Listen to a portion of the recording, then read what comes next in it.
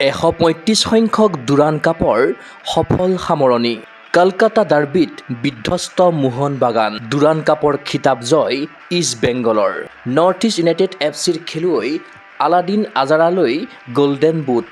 মিজোৰামৰ striker ইডমুণ্ড লালৰিণ্ডিকাৰ হেট্ৰিকেৰে east Bengal এফচিয়ে 135 সংখ্যক Indian oil Durand cup football প্ৰতিযোগিতাৰ খিতাপ দখল কৰিছে। কলকাতাৰ বিবেকানন্দ যুৱ ভাৰতী ক্ৰীড়াংগনত দেওবাৰে হোৱা ফাইনেল মেচখনত ইষ্ট বেংগল এফচিয়ে 4-1 গলত মোহন বাগান ছুপাৰ জায়েণ্টক বিধ্বস্ত কৰি খিতাপ জয় কৰে। খেলৰ প্ৰথমাৰ্ধতে ইষ্ট বেংগলে 4টা গ'ল স্ক'ৰ কৰি মোহন বাগানক আত্মসমৰ্পণ কৰিবলৈ বাধ্য কৰায়।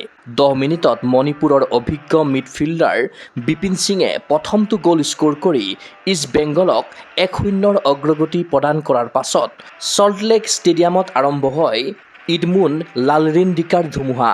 11 মিনিটত ইডমুণ্ডে প্ৰথমটো গ'ল স্ক'ৰ কৰি ব্যৱধান 2-0 কৰাৰ পাছত উইংগাৰত খেলা মিডফিল্ডাৰজনে 22 মিনিটত দ্বিতীয়টো গ'লেৰে ইষ্ট বেংগলৰ অগ্ৰগতি 3-0 কৰে।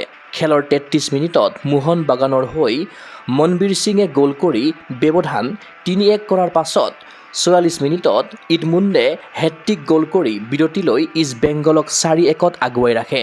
উল্লেখ্য যে 27 বছৰীয়া ভাৰতীয় ফুটবল দলৰ সদস্য ইডমুণ্ড লালৰিণ্ডিকাৰ কেৰিয়াৰৰ এয়া প্ৰথমটো হেট্ৰিক। যোৱা ছিজনত ইষ্ট বেংগলত যোগ দিছিল ইডমুণ্ডে।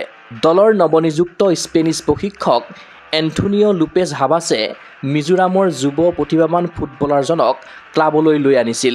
ইফালে খেলৰ দ্বিতীয়াৰ্ধত মোহন বাগানে প্ৰত্যাৱৰ্তনৰ চেষ্টা কৰিছিল যদিও 3 গ'ল পিছ পৰি থকা দলৰ খেলুৱৈসকল খেলপথাৰত হতাশ হৈ পৰিছিল। হাবাছৰ দলৰ প্ৰতিৰক্ষাক মোহন বাগানে প্ৰতিহত কৰিব নোৱাৰিলে। 135 সংখ্যক ডুৰাণ্ড কাপত ইষ্ট বেংগলৰ খেলুৱৈ ইডমুণ্ড লালৰিণ্ডিকাই লাভ কৰে গল্ডেন বল।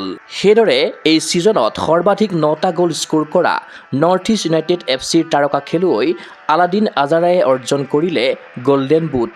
আনহাতে মোহন বাগানৰ বিশাল কৈথে দখল কৰিলে শ্ৰেষ্ঠ গলকিপাৰৰ সন্মান।